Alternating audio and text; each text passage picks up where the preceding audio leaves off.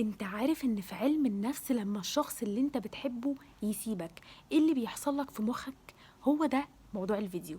تفتكر ليه لما شخص بيسيبك بتقعد تقلل من نفسك قدامه وتعمل تصرفات تقلل منك وتتحايل عليه وتقعد تتصل بيه كتير وتحاول ترجعه ليك بأي شكل؟ تفتكر ليه بتعمل كل الحاجات دي؟ وايه اللي بيحصل في دماغنا بيخلينا ان احنا نعمل الحاجات دي؟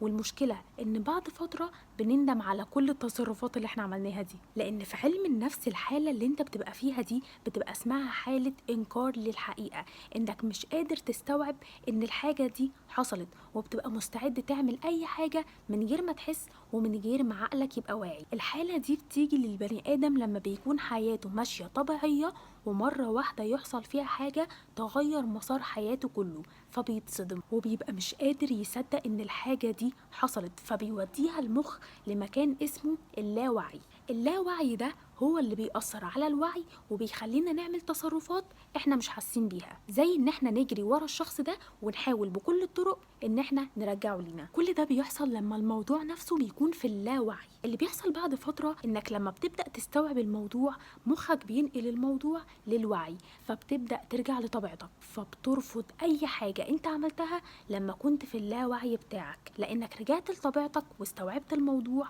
فما تقبلتش اي حاجة انت عملتها في الفترة دي. عشان كده لما تلاقي شخص بيتصرف في موقف بغباء وعمال يقلل من نفسه، ما تقولش هو ازاي بيعمل كده، لان هو في الوقت ده بيكون مش واعي، لكن انت وانت باصص له بتكون واعي، فمش بتبقى مستوعب اللي هو بيعمله لان انت مش حاسس باللي هو حاسس بيه.